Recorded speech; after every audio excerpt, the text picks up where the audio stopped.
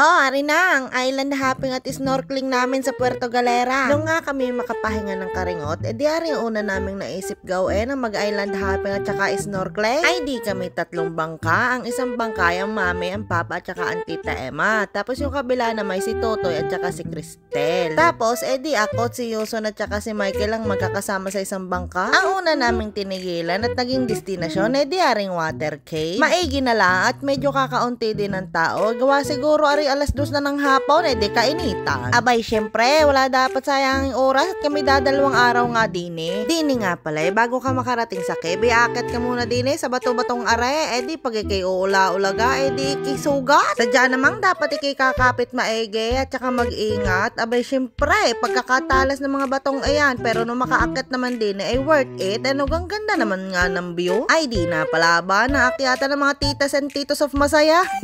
Di para makarating nga sa underwater cave, di pababa naman. Akaw, kala mo yung katang kung makababa.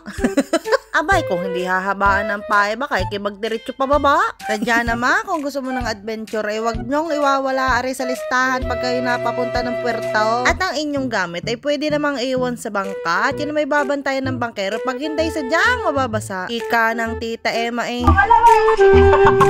Ay ano nga, baga naman pagkakalamig ng tubig din Sadya naman, uurong ang mga uurong. Ay bahala na kayo mag-isip. Wari ko bagay bago makalublob ng tubig, hihinga muna dapat ang malalim at magkakalamig tapos magkakaalon pa.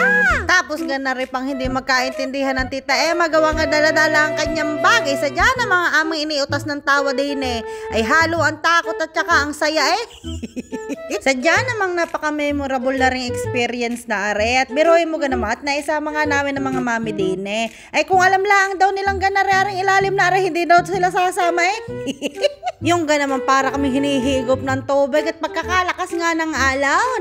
Ay pero pagkakaganda naman din sa ilalim na are, di ayan ang mami kapit to ko sa papa. Takot na takot kahit may life vest ay baka daw siya malunod. Pero syempre picture is life kaya dapat mag-pausing. Di mag-click-click-click muna tayo kay ate. Ate, gandahan mo ha ang picture. Ay sadya namang pagkakagulo ng picture namin at inalo na nga kami ng inalon. Tapos di are, ang sunod namin pupuntahan ay ang snorkeling. Abay, share ko lang. Are daw Puerto Galera ay diving capital of the Philippines na. Sa ganda ng corals, tapos may World War II shipwreck pa daw din Saka sa dami namang isda din kasi parang hindi ko ata nakita si Nemo at saka si Dory.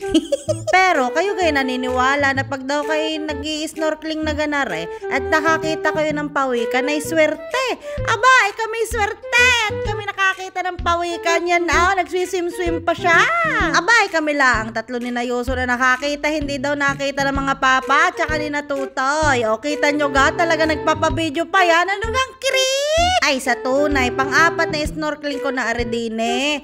Ay lagi ako nakakakita ng pawikan. Baka ako nga'y swerte. Ay swerte nga taga Puerto akin na pangasawa.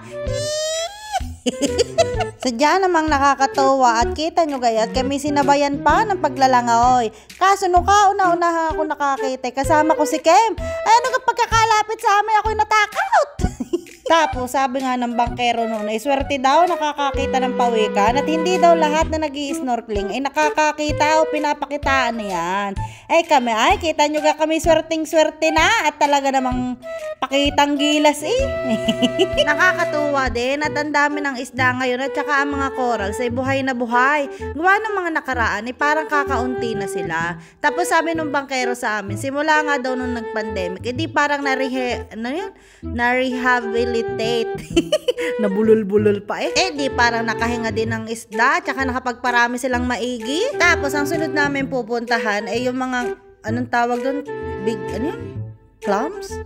Nag-choppy na basta yung mga giant clams. Kaso nga lang, nung kami makarating, medyo malabo ang tubig. Tapos malakas daw ang current sa ilalim. Di hindi na kami nakaswim-swim hanggang doon sa ilalim para makita yung mga giant clams. Sakto naman, kakaunti lang ang tao noong panahong are. Di kami naka-request kung kami pwedeng bumalik doon sa mga isda.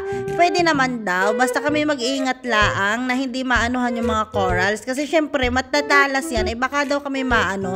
At saka baka masira ang corals, di kami nakasira pa. Di kami nagpakasirena at saka syukoy. Huy, joke lang.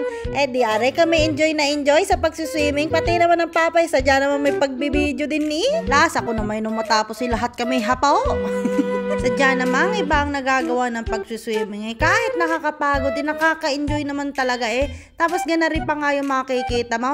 Kasi wag yan! Ako'y takot na takot ka dyan. Kala ko kung matutusok. Pero sa Ilocos, paragang may gayon. Pero hindi naman gayon kahahaba ang tusok.